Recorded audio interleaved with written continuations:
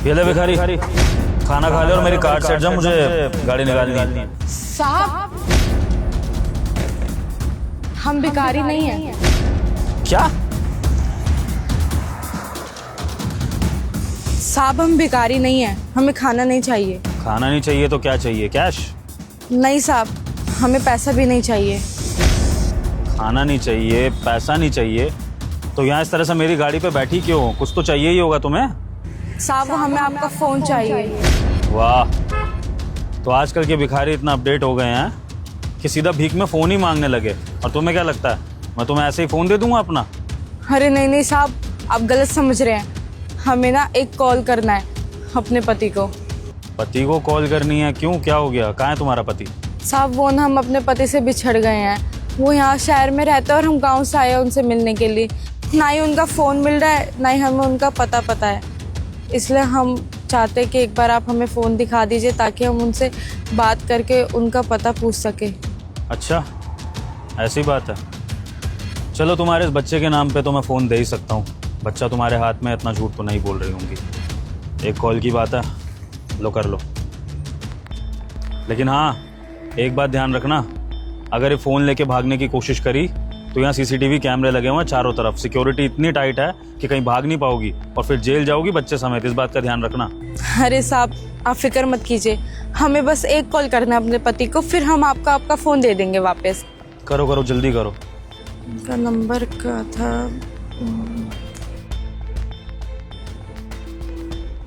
Hello. हाँ, मूषा बोल रहे हैं, आपकी पत्नी गांव से।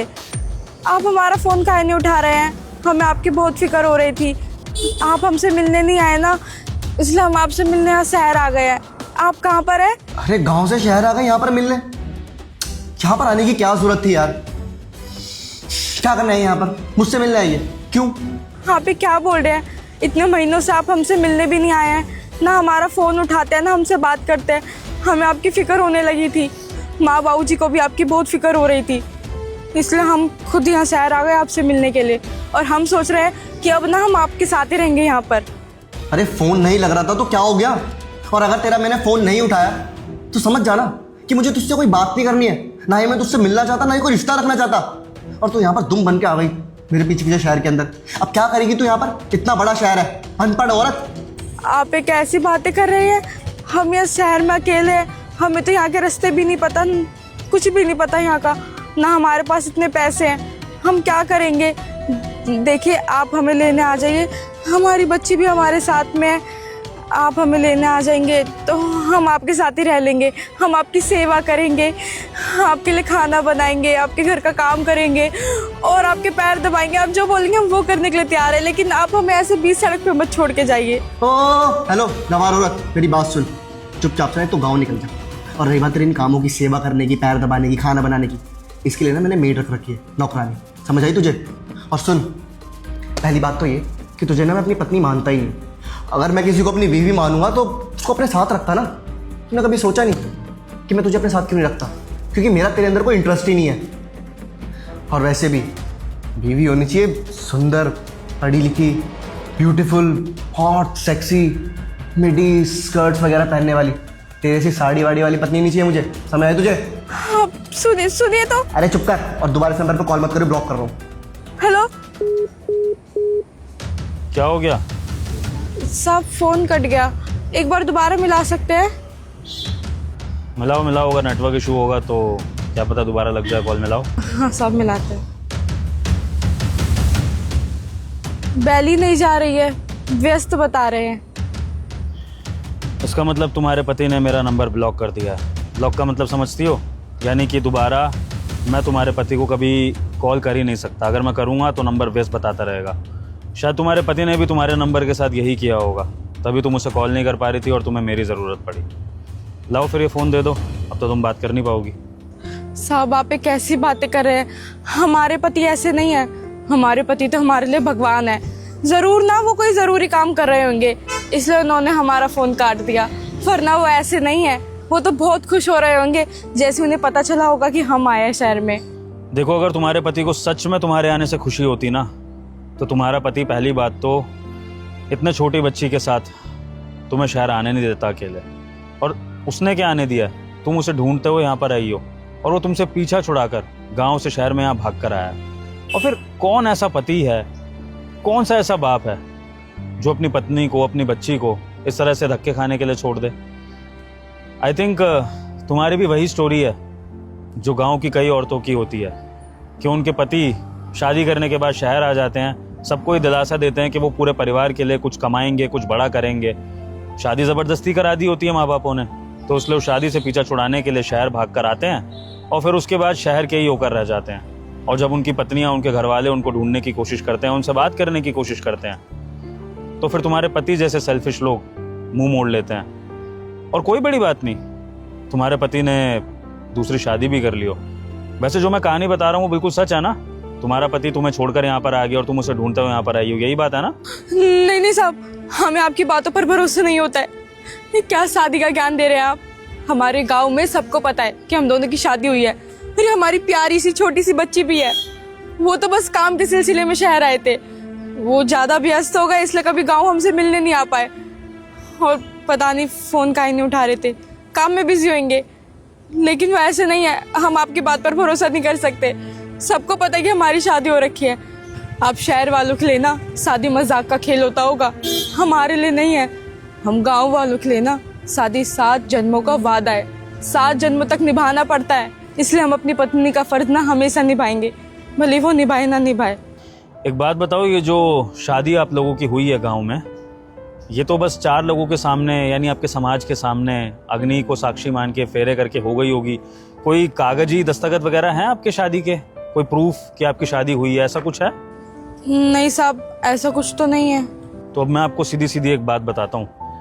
आपके पति ने यहाँ आकर शायद दूसरी शादी कर ली हो, और अगर करी हो तो उसने वो लीगल तरीके से करी होगी, कोर्ट में कागज पे साइन करके। और ऐसी शादी को ही वैलिड माना जाता है। ये जो 7 फेरों की शादी होती है ना, इसको समाज तो मानता है लेकिन कानून नहीं मानता है। तो इसलिए आपके पति को पूरा हक है आपकी शादी को तोड़कर शहर में आराम से अपनी दूसरी बीवी के साथ रहने का। और आप इस बारे में कुछ नहीं कर पाएंगे। आप क्या, आपका परिवार, आपका गांव उसका कुछ नहीं बिगाड़ पाएगा, क्योंकि आपकी शादी का कोई पुख्ता सबूत नहीं है जिसे आप कोर्ट में पेश कर सकें। तो मेरी बात मानिए, अपनी बच्ची को उस तरह से शहर में रुलवाइए मत। जाइए वापस गांव, अपने परिवार के पास रहिए, कम से कम 2 रोटी सुकून की खा पाएंगी। इस तरह से आप किसी की गाड़ी पे बैठी हुई हैं, अभी मैंने आपको भिखारी समझ के भीख दे दी, कल को कोई आपसे बदतमीजी कर दे, आपने सोचा नहीं इस बारे में। और जब आपके पति को आपकी परवाह नहीं है तो क्यों उसके पीछे भाग रही हैं? वास्तविकता को एक्सेप्ट करिए और जाइए गाँव वापस। नहीं साहब, अब हम गांव वापस नहीं जा सकते हैं। गांव वापस चले गए तो क्या मुंह दिखाएंगे माँ जी को, बाऊ जी को? उनका तो दिल टूट जाएगा। हम वापस नहीं जाएंगे। हम यहीं कहीं काम ढूंढ लेंगे, दूसरों के घरों में झाड़ू पोछा बर्तन कर लेंगे, इसका पालन पोषण कर लेंगे, लेकिन हम गांव वापस नहीं जा सकते। हमारे पास और कोई चारा नहीं है। तुमने अपने पति की बेरुखी के लिए कुछ सोचा नहीं? तुम्हारे मन में ऐसा नहीं आ रहा कि तुम अपने पति से इस चीज़ का बदला लो कि उसने तुम्हारी ज़िंदगी बर्बाद कर दी, स्पेशली तुम्हारी छोटी बच्ची की ज़िंदगी बर्बाद कर दी है? मुझे तो ऐसा लगता है कि हर वो औरत जो गांव में रहती है, जिसको समझ नहीं होती है दुनिया की, और उसका पति उसको पागल बना के शहर भाग आता है, उसको अपने पति को एक दिन ज़रूर सबक सिखाना चाहिए।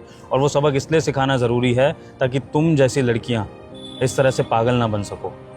बताओ, अपने पति को सबक सिखाने की इच्छा है मन में, या ज़िंदगी भर उसकी दूसरी पत्नी बन के सड़कों पर धक्के खाना? नहीं साहब, हम उनसे बदला तो लेना चाहते हैं, लेकिन कैसे ले?